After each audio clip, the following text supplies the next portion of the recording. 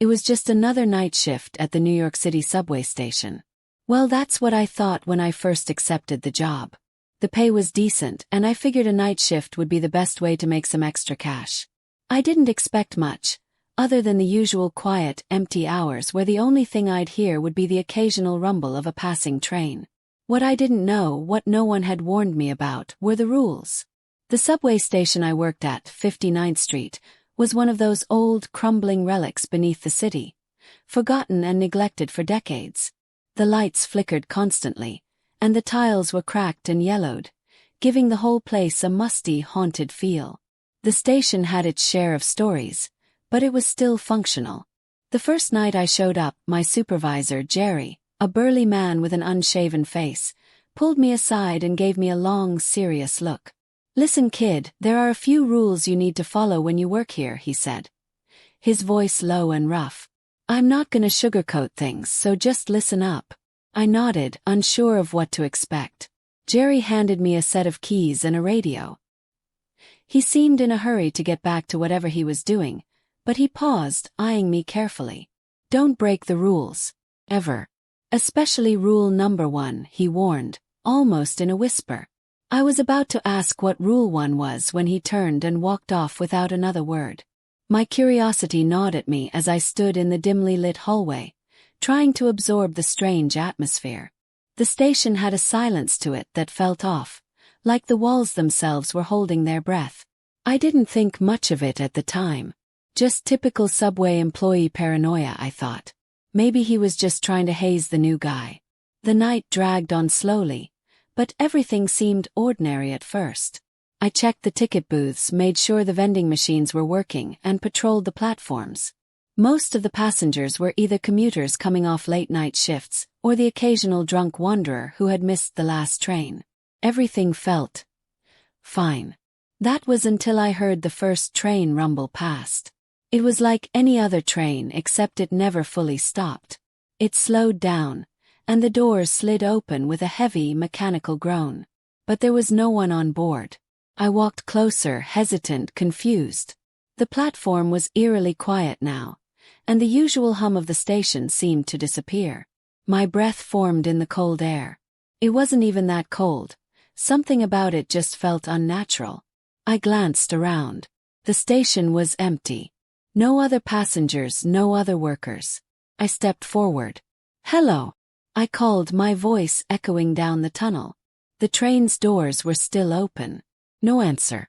I wasn't sure why I felt the urge to step on, but something inside me told me that I needed to. So I did. As I crossed the threshold, the doors slammed shut behind me. My heart raced. The train didn't move immediately. Instead, it sat there in the dark tunnel, just humming. There were no lights, no screens, nothing that could have provided me with any reassurance. I was about to step back off when the sound of footsteps echoed through the car. Slow, deliberate. I turned toward the noise, my pulse quickening. A figure stepped out of the darkness at the other end of the train. It was a man, or at least it looked like one, tall, dressed in an old-fashioned suit, with a wide-brimmed hat that obscured his face. He didn't speak. He just stared at me. I should have run. I should have shouted for help. But all I could do was stand there, frozen, staring back at him. He took a step closer, then another. My breath hitched. Something felt wrong, something about the way he moved, the way he didn't blink. And then he spoke. "You shouldn't have gotten on." I didn't answer. Couldn't. I didn't even know what to say. He took another step forward until he was right in front of me. His cold breath hit my face, smelling of metal and old paper. "Do you know the rules?" he asked, his voice a whisper now. I didn't know what he meant. But somehow, in the pit of my stomach, I knew I had already broken one of them. Before I could respond, the train doors opened again. The figure didn't move. He just turned away and vanished into the shadows. I stood there for a long time, unable to move, just staring at the empty train car in front of me. That was when I remembered Jerry's warning. Rule number 1. Never get on a train if it's empty. I didn't know what it meant, but I knew then that I had already made a mistake. The train didn't move. I quickly exited, stepping back onto the platform. My heart was pounding in my chest, and I looked around to see if anyone had noticed me. But the platform was still empty. The hum of the station had returned, and everything seemed normal. Too normal. I couldn't shake the feeling that something wasn't right. Something deep beneath the surface of the station was waiting, waiting for me to break the other rules.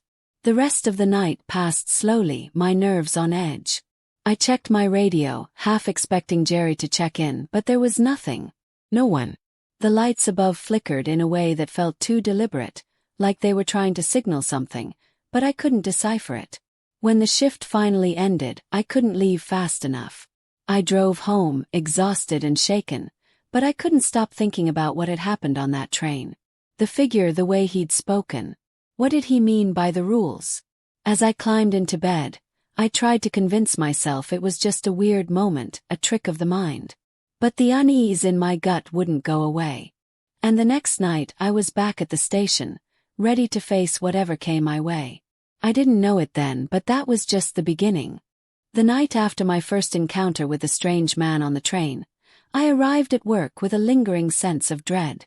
I tried to shake it off, telling myself that it had been a fluke, a trick of the mind, maybe a half-dream. But as I stepped into the station, the cold air seemed to wrap around me like a blanket of unease. The place felt different tonight, even though nothing had changed. The old walls, the flickering lights, the buzzing hum of the trains, it all seemed to pulse with something darker now. Jerry was already there, sitting in the small security office, nursing a half-empty coffee cup. He looked up when I entered, his gaze sharp, like he had been waiting for me. "You still here?" he asked, his voice rough, as though he hadn't spoken in hours. "Yeah, I'm good," I replied, trying to sound more confident than I felt. Jerry, about last night." He cut me off with a sharp gesture. "Oh, you don't need to talk about it." He stood up and wiped his hands on his worn-out uniform. "You're on the 3 a.m. patrol. And remember rule number 2. His eyes locked onto mine, a deep, almost unnatural seriousness in them. I nodded slowly. Rule number 2. I didn't know what it was yet, but I had a feeling I would find out soon enough. Jerry handed me the keys to the station and the radio again. He seemed to hesitate, his jaw working as if there were something he wanted to say but couldn't bring himself to. "Just follow the rules, kid. Trust me on that." I left the office and began my rounds, walking through the long, empty halls of the subway station. There was no sound except for the occasional scurrying of rats in the shadows. The harsh fluorescent lights buzzed overhead. I passed the cracked tiles and peeling paint, the smell of mildew in the air. All the signs of neglect were more apparent now, and for the first time, I could feel the weight of the building pressing down on me. The station had always felt old, but tonight it felt ancient, like something that had been here long before the city, and would remain long after it. A dark secret buried in the concrete and steel. As I walked past the ticket booths, the radio crackled to life. I jumped, startled by the sudden noise, but quickly grabbed it. 59th Street Station, you there?" came a voice through the static. It was Jerry.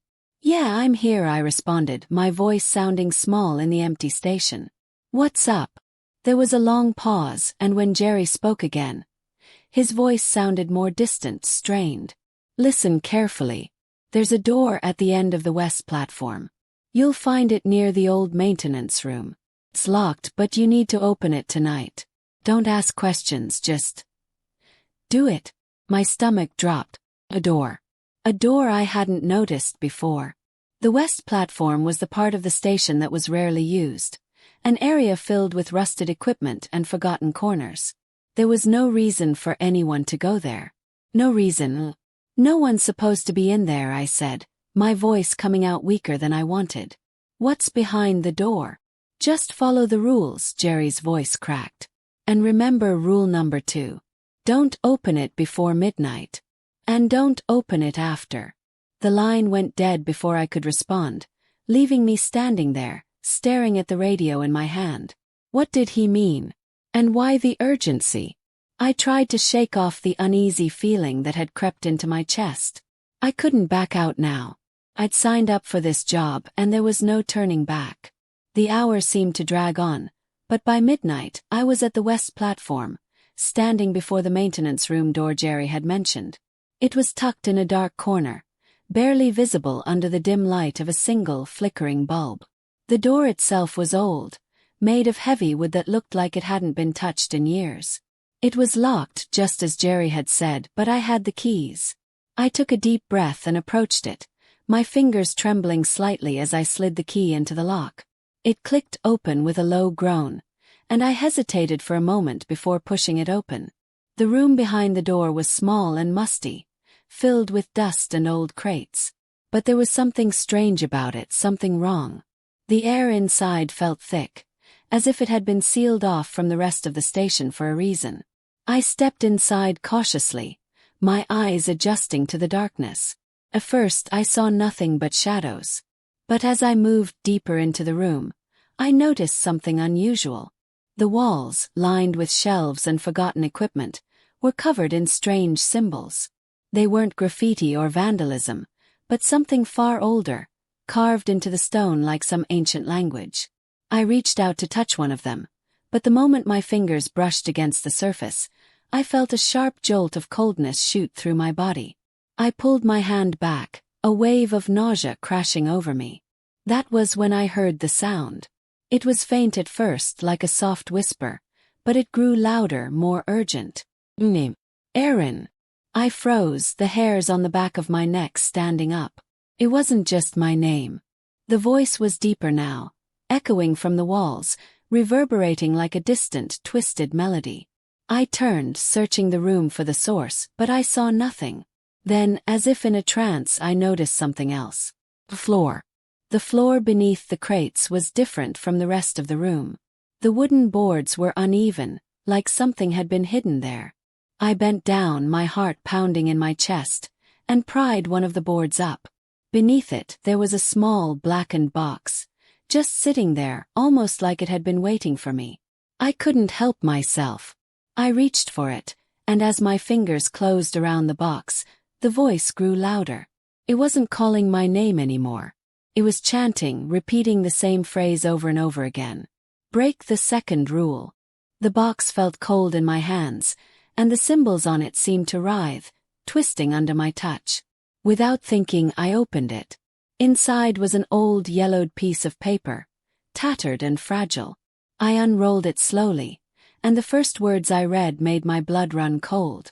The second rule is always to leave before the clock strikes 3. I was frozen, staring at the paper, my mind racing. What did it mean? The voice grew louder, closer now. It was as if the walls themselves were alive, pushing in around me. I couldn't breathe. I couldn't think. All I could hear was the chanting, the steady beat of the words. Leave before 3. I glanced up at the clock on the wall. It was 2:55 a.m. Suddenly, the room began to shake. The walls cracked, the lights flickered, and I felt the ground beneath me shift, like the entire station was trembling. I had broken the second rule. The door slammed shut behind me, and the whispering voice became a scream.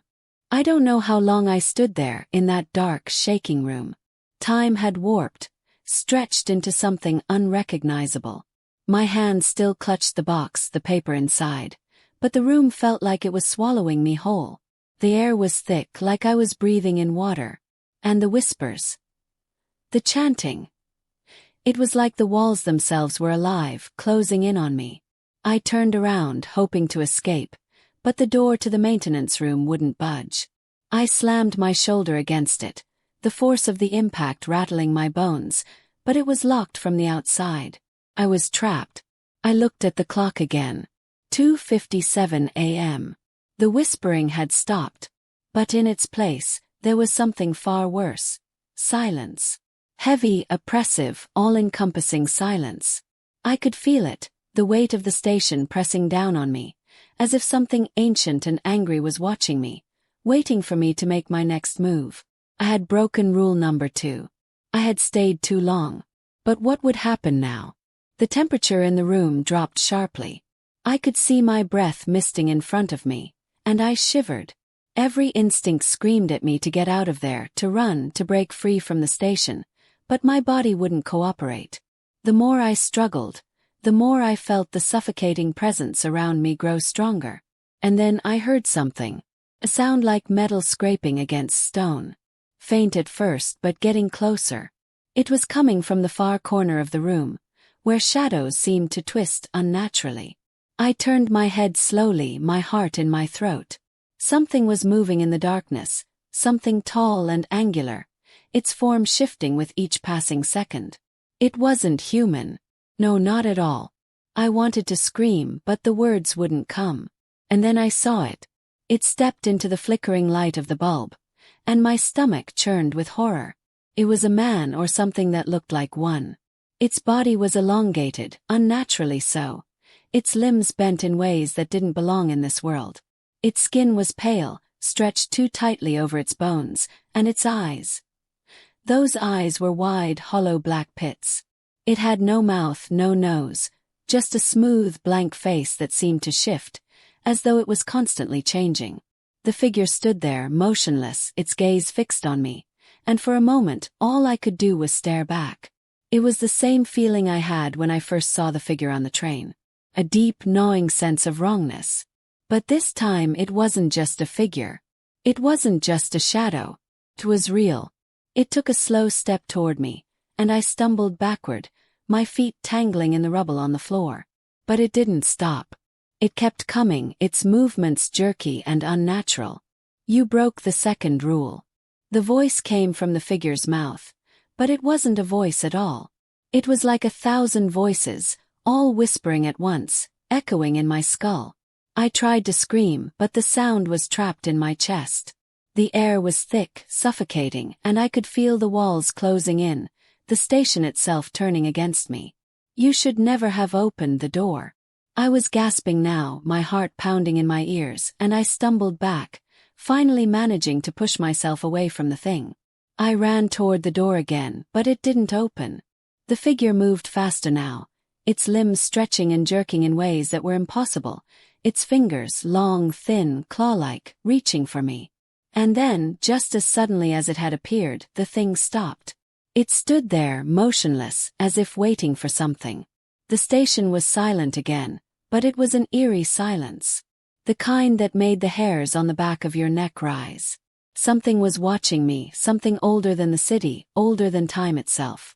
I backed away slowly, my eyes glued to the creature. Every instinct told me to run, but I was frozen in place, unable to move.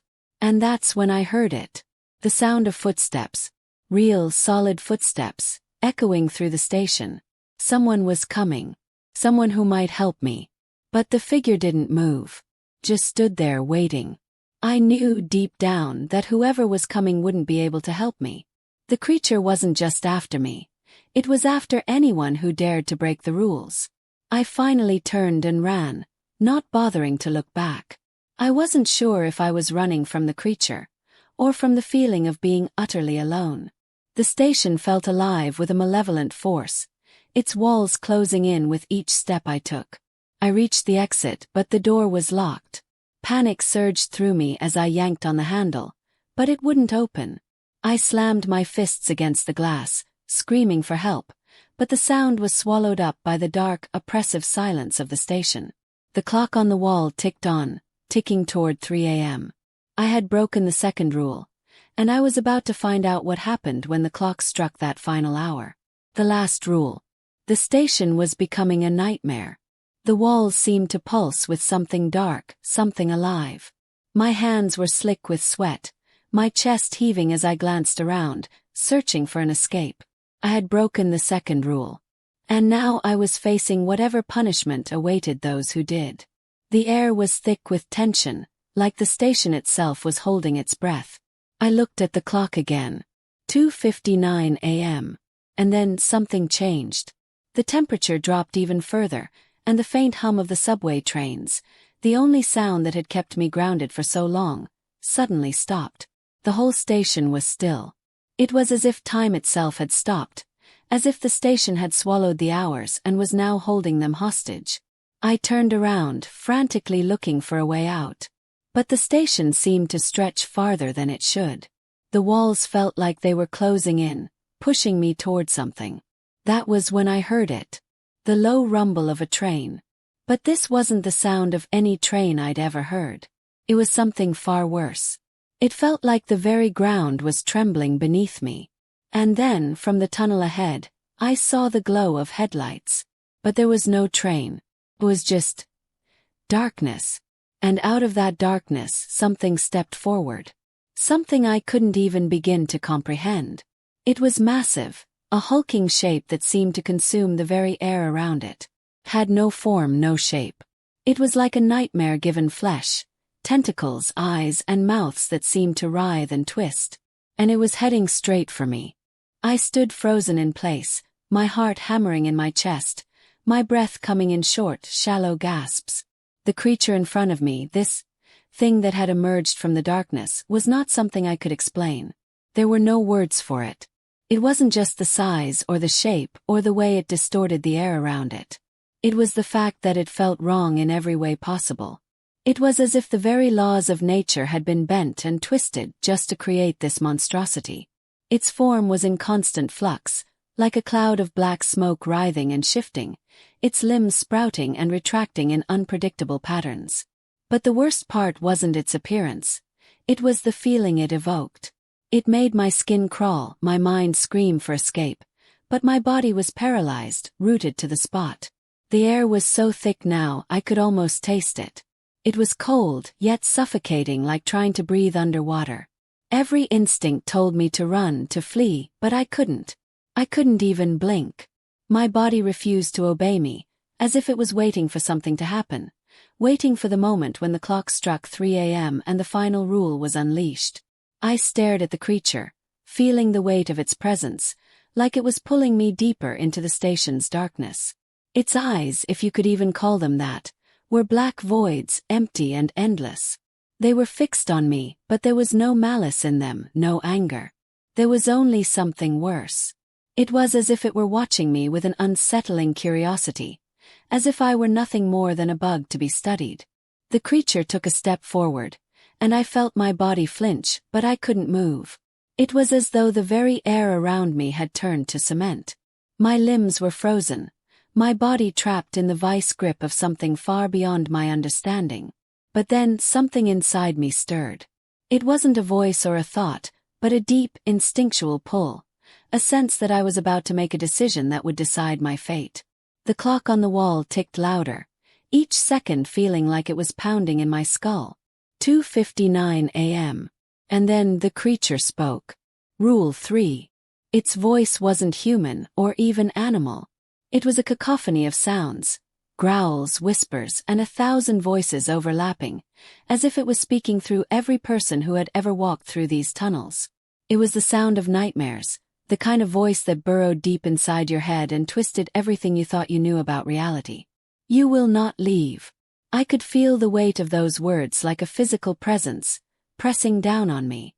The station, the subway, the very foundation of the city, all of it seemed to pulse with the creature's words. I tried to speak, to shout, but my mouth wouldn't move. My body was trapped in a cage of its own making. The creature took another step, and now I could feel its presence, its sheer weight bearing down on me. Every part of me screamed for escape, but there was nowhere to go. The room, the station, everything had become an endless maze of shadows. I was no longer sure if I was even in the same place anymore. Time had lost all meaning.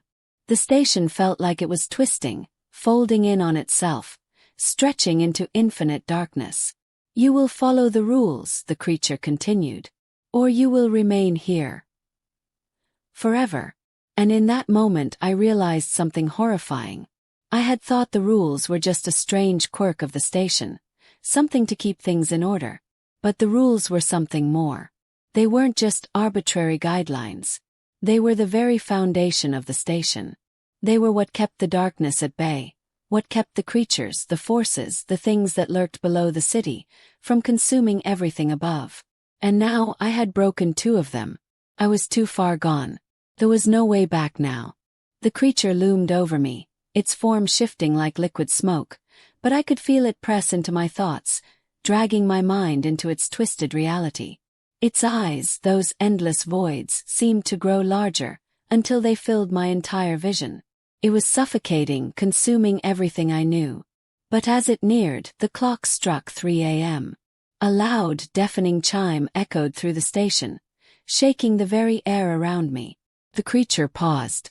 For a moment everything was still, and I thought maybe I was wrong. Maybe the rules had been just a superstition, a part of the job, a way to scare the night shift workers into obedience. But then the chime finished, and everything changed. The ground beneath me trembled violently. The creature shrieked, not in pain, but in anger. Pure, unrestrained rage that split the air like a thunderclap. The walls of the station cracked open, the tiles splitting, the very foundation of the subway beginning to crumble. The lights above me flickered, and then went out altogether, plunging the entire station into darkness. I could feel it now.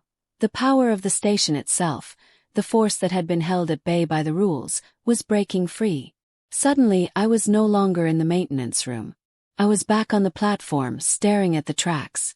The trains, dark, empty, their headlights shining through the tunnel, were all lined up in perfect rows. But they weren't empty anymore. They were full. Full of dark figures, shapes and shadows. Figures I could barely make out, their forms twisting and distorting, their eyes glinting in the dim light.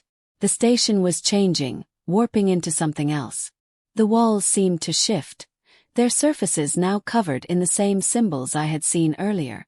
They moved, alive, shifting and writhing in time with the creature's breath. It was as though the very station had come alive, like it was trying to devour everything. And that's when I understood. The rules weren't just for the workers. They weren't even for the people who rode the trains. The rules were the only thing keeping the station from consuming everything. And I had broken them. I could hear the whispers again, low and insistent, this time coming from all directions. They were calling my name. Aaron. It was the same voice. But it wasn't just the creature anymore. The entire station seemed to be calling me. The darkness, the shadows, the twisted, contorted forms in the train cars, they were all reaching for me, all wanting to drag me into the deep, endless void beneath the city. And then I realized that I wasn't alone. In the far distance, just at the edge of the platform, I saw another figure. It was Jerry. His eyes were wide, frantic. He was shouting something, but I couldn't hear him over the deafening roar of the station, the screams of the darkness. He was running toward me, but with every step, it was as though the ground was pulling him further away, dragging him into the shadows. I tried to reach out to him, but my feet were glued to the floor. My hands shook, my body trembled. The figure in the distance, Jerry, faded away, swallowed by the darkness, and I was left alone. Alone with the station. The darkness was suffocating now, a dense fog that seemed to be crawling into every corner of the station, eating up the walls, the lights, the tracks. I could no longer feel the cold air, only the oppressive weight of everything pressing in on me. The distant echo of trains, if they were even real, rattled through the tunnels, but now it felt as though the entire city was shaking beneath me. I staggered back, trying to push myself away from the train tracks, but the floor beneath my feet seemed to shift, buckling and warping as if it were alive. The train cars ahead of me were filled with shapes, moving and twitching in the dim light. Figures, faces, eyes. Too many eyes, all staring back at me with that same hollow, twisted gaze. They were like the shadows of the things that had once existed, but now they were something else entirely. And then, in the distance, the figure I had seen earlier, the one I thought had disappeared, began to emerge from the fog, moving toward me. It was Jerry. I blinked, my heart skipping a beat. It was really him, wasn't it? Aaron. The voice. His voice was hoarse, strained, like he was calling out through a thick, suffocating fog. But there was something wrong with it, something wrong with him. His skin was pale, almost translucent. His eyes wide and glazed, as if he wasn't fully in this world anymore. He took a few slow steps forward, dragging his feet like they were weighed down by something far heavier than his body. I stepped back instinctively, my chest tightening in fear. Jerry. What's going on? My voice cracked, barely a whisper. He stopped in front of me just a few feet away. His breath was shallow, ragged, and the smell of decay clung to him like something long dead. The shadows around him twisted and moved, almost as if they were following his every motion. I reached out, wanting to touch his shoulder, but I hesitated. I could feel the cold radiating off him, the unnatural chill that seemed to seep into my bones. "You shouldn't have come back, Aaron." His voice sounded almost like a warning, but there was something else in it, something almost apologetic. I shook my head, panic rising in my chest. "What are you talking about? What's happening to this place? To you?" He took another step forward, his eyes locking onto mine, and in them I saw it, the same endless darkness I had seen in the creature, in the walls, in the shadows of the station. The very same emptiness. "The rules," Jerry began, his voice a rasping whisper. "You don't understand. The rules aren't just for us. They're for the station. For the creatures. For everything below." I stepped back, my mind racing, trying to process his words. "But what happened to you? What's happened to all of this? Why is it like this?" "It's too late, Aaron. The third rule," he paused, his eyes flickering toward the dark tunnel ahead. "The third rule is the most important. The station feeds." He coughed, and a dark, wet sound echoed in his throat. "It feeds on those who break the rules. But it doesn't stop there. Consumes everything. Once you break the rules, you're part of the station. Forever." I felt a chill shoot up my spine, and I looked around frantically, the reality of his words sinking in. You're part of it now, Aaron." His voice grew softer, but there was no mistaking the resignation in it. "And so am I." I couldn't breathe. My head was spinning. Everything Jerry was saying, the creatures, the rules, the dark, endless train cars, it all made sense now. The station was more than just a subway system. It was alive. It had always been alive. And the rules were there to keep it in check, to prevent it from consuming everything. But I had broken the second rule. Now I was stuck. Forever. I staggered back, my mind reeling. No, this can't be happening. There has to be a way out. There has to be. There is no way out, Aaron. Jerry's voice was eerily calm now, and his eyes began to glaze over, as if he was already slipping into something else. The station. It doesn't let you leave once you've broken the rules. I shook my head, still trying to run, still trying to make sense of everything. But the ground beneath me was shifting. The walls were closing in. The train cars, the tunnels, the shadows, they were all pulling me toward them, dragging me into the station's depths. "You should have left before 3 a.m., Jerry whispered, his voice distant, as though he were no longer speaking to me. "You broke the third rule. Now you belong to the station." And that was when I realized the truth. The rules weren't just there to protect the station from the creatures lurking beneath. They were there to protect the world above from us. From those who broke the rules and let the station's darkness seep out into the city. From those who would become part of it, feeding the endless hunger that stretched beneath New York streets. The final rule. The rule I hadn't known about until now, the one I had never heard Jerry mention, was the rule that sealed my fate. It was the rule that kept the station from consuming the entire world. And now I had broken it. The clock on the wall, if there even was a wall anymore, had stopped ticking. The creatures were everywhere, crawling through the darkness, their eyes following my every movement. I was surrounded by the shadows, by the cold, by the deep, hollow hunger that echoed through the station. There was no escape. I could feel myself fading, like I was becoming part of the walls, part of the dark corners of the station. Like I was becoming one of the things that haunted the tunnels. I looked at Jerry one last time, but he was already gone. There was nothing left of him but a shadow, a wisp of darkness that seemed to disappear into the fog. I was alone. Forever. The station had changed completely. It was no longer the place I had known. The hum of the trains, the bustle of passengers, the flickering lights. All of it was gone, replaced by an endless void of shadows. The walls were no longer solid. They rippled like a dark ocean, shifting with every step I took. The station, once a place of movement, had become a labyrinth of endless tunnels, twisting and stretching into darkness that I couldn't escape.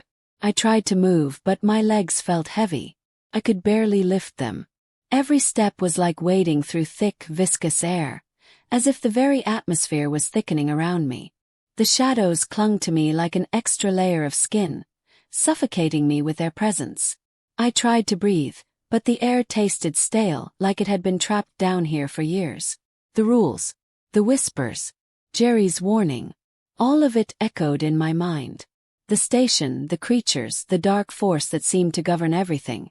None of it made sense, but it didn't need to. It was bigger than any understanding I could ever hope to grasp. I had become part of it, part of the station's endless hunger, its eternal darkness. I could feel it. Something was watching me, always watching me from the depths of the tunnels. The creatures, the twisted figures I had seen earlier, were not just in the shadows. They were inside the walls, inside the very air I breathed. I could hear them moving, crawling just out of sight. Their eyes always watching, always waiting. I walked on, though I didn't know why. Maybe it was instinct. Maybe it was the last flicker of hope, the last spark of rebellion in me, urging me to find a way out, even though I knew there was no escape. The station was alive, and I was a part of it now. I reached a platform, or what was left of it. The tracks were broken, twisted like they had been bent by some unseen force. The walls were covered in the same shifting symbols I had seen earlier. They moved, wriggled like living things, constantly changing, constantly evolving. And above me, the flickering lights blinked in time with the rhythm of the station. Every time the lights went out, the darkness deepened, and the shadows seemed to grow longer. Aaron. Voice. Froze. It was the same voice that had called me earlier, the voice that belonged to Jerry, the voice of the station itself. But it wasn't just a whisper now. It was everywhere.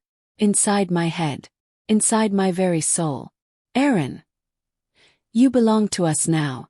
I didn't know how to respond. What was there to say? I wasn't the same anymore. I couldn't even remember what it was like to be human, to walk the streets of New York, to have a life outside this nightmare. It had all been swallowed up by the station. And now there was only darkness. I looked up, and that's when I saw it. The figure standing in the far distance, near the edge of the platform. It wasn't Jerry. It was me. I couldn't breathe. The air, thick with the stench of decay, became even heavier as I took in the figure's features. It was me, but not. My face was twisted, distorted, like it had been pulled into a grotesque parody of itself. My eyes were wide, unblinking, and they gleamed with that same hollow emptiness I had seen in the creatures, in the walls, in the shadows. My skin was pale and stretched too tightly over my bones, as though it was trying to hold something back, something monstrous. And then I understood. This was what happened to everyone who broke the rules. They became part of the station, lost to it forever. Their souls twisted, corrupted, until they became like the creatures that haunted the tunnels, the empty husks that roamed the dark. I was no longer Aaron. I was part of the station. I watched as my doppelganger, or whatever it was, stepped forward, its footsteps slow and deliberate, echoing in the stillness of the station. It moved with an eerie grace, as though it were both me and something else entirely. Something ancient, something that had always been here, buried beneath the city. You should have listened to the rules, Aaron.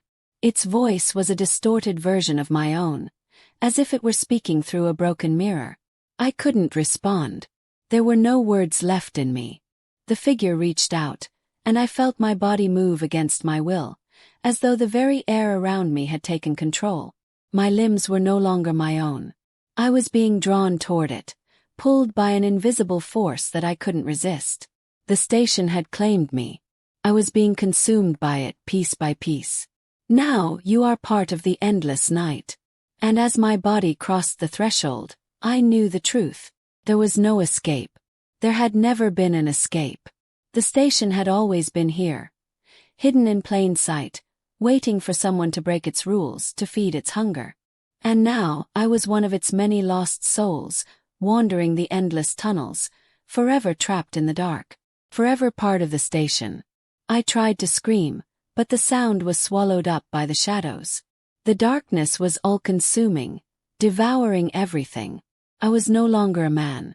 I was part of the station's endless nightmare. And there was no way back.